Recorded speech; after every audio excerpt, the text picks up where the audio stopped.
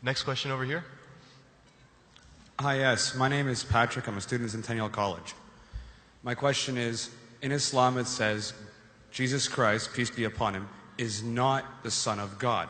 When we are all children of Allah and born of mother and father, for he is only born of a mother, why is he not the Son of God? Brother Patrick asked a very good question, a very important question. He said that why in Islam is Jesus Christ, peace be upon him, not considered as Son of God? When we all are children of God, he being born of a virgin woman, all the more reason should be. See, brother, if you tell we are children of God, in that way I've got no problem at all. If you read the biblical language, if you say that we are children of God and Jesus is Son of God, in that context, meaning he is person who follows the commandment of God, most verily, all the messengers of God, they are sons of God. But the problem is, if someone says he is not a normal son, but he is the begotten son, then there's a problem. Because if you read the Bible have got sons, the God has got sons by the tons.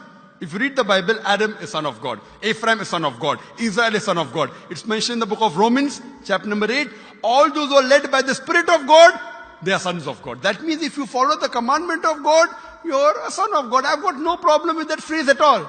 But today, that phrase has been misunderstood.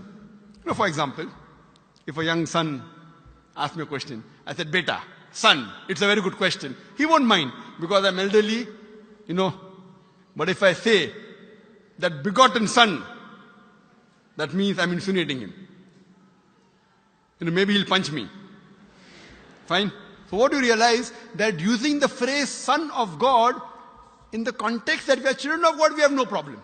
So in that context, all the human beings who follow the commandments of God can be called children of God. No problem. But what the Christian says, that no, Jesus Christ, peace be upon him, is not a normal son. And he quotes Gospel of John, chapter number 3, verse number 16. For God so loved the world that he gave his only begotten son. Whosoever believeth in him shall not die but have everlasting life. Correct, brother? So do you believe Jesus is the begotten son of God? I do. You believe, fine. Now this verse which I quoted, Gospel of John, chapter number 3, verse number 16, it's from King James Version.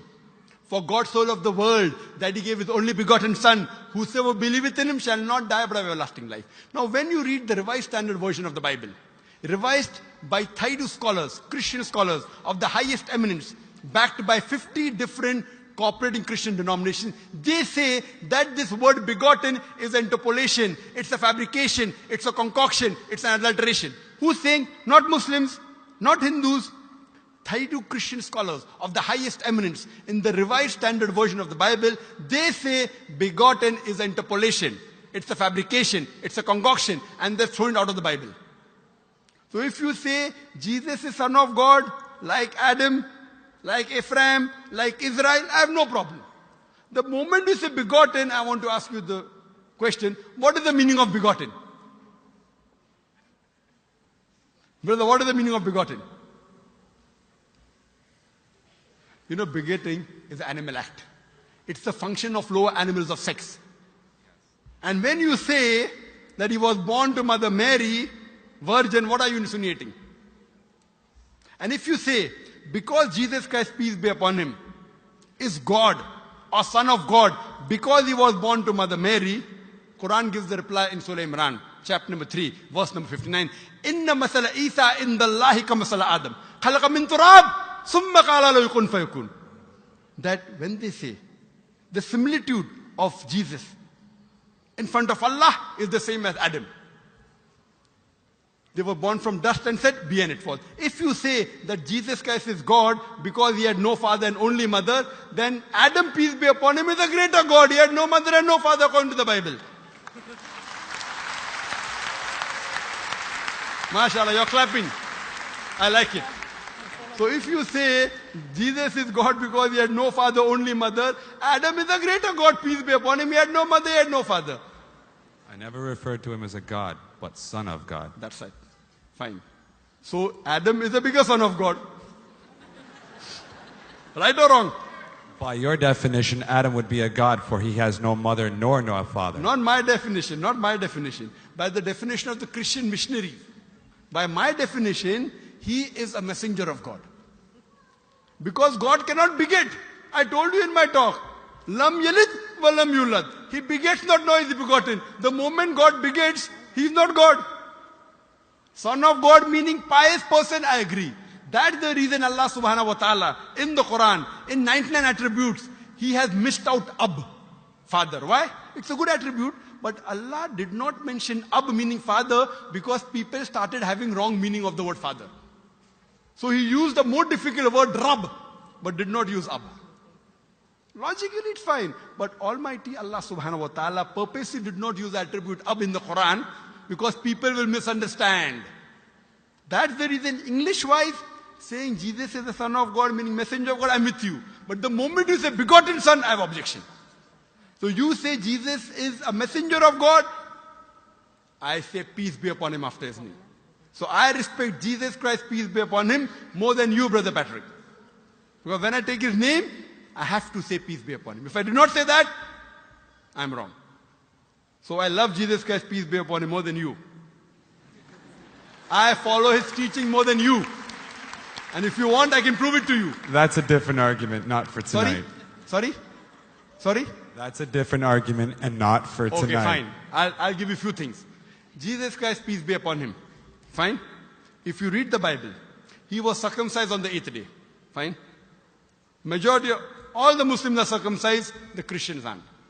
So if you say Christian means a person who follows the teachings of Jesus Christ, peace be upon him, then it's mentioned in the book of Leviticus, chapter number 11, verse number 7 to 8. It's mentioned in the book of Deuteronomy, chapter number 14, verse number 8, you should not have pork. It's mentioned in the book of Isaiah, chapter 65, verse number 2 to 5, should not have pork. Muslims don't have pork, most of the Christians have pork. If you read the book of Ephesians, chapter number 5, verse number 18, in the book of Proverbs, chapter number 20, verse number 1, it says you should not have alcohol. Muslims as a whole don't have alcohol, most of the Christians have alcohol. If you say Christian means a person who follows the teachings of Jesus Christ, peace be upon him, we Muslims are more Christian than the Christians themselves. We love him. We respect him. If you say, I love Jesus Christ, peace be upon him, but don't follow his teachings, your love is false. We, therefore, mashallah, I love Jesus Christ, peace be upon him, more than most of the Christians. Because I follow his teachings, I respect him, I revere him. And Jesus Christ also said, in the Gospel of John, chapter number 16, verse number 11 to 14, I have many things to say unto you, but ye cannot bear them now. For he, when the Spirit of truth shall come, he shall guide you unto all truth. He was talking about Prophet Muhammad to come. So Jesus Christ, peace be upon him, said, you have to believe in the last and final messenger, Prophet Muhammad sallallahu alaihi wasallam. So even that way I'm following Jesus Christ, peace be upon him. I believe in Prophet Muhammad. Do you believe in Prophet Muhammad as the messenger of God? I do. MashaAllah. Now you're more closer to... Allahu Akbar. Allahu Akbar. Now he wants to say the Shahada, and then we will move on and say Ashhadu an La ilaha illallah wa ashhad an Muhammad Rasulullah. Rasul Allah. I'm more excited than him. Allahu Akbar. Allahu Akbar. Allahu Akbar. Allahu Akbar. Allahu Akbar. Welcome your brothers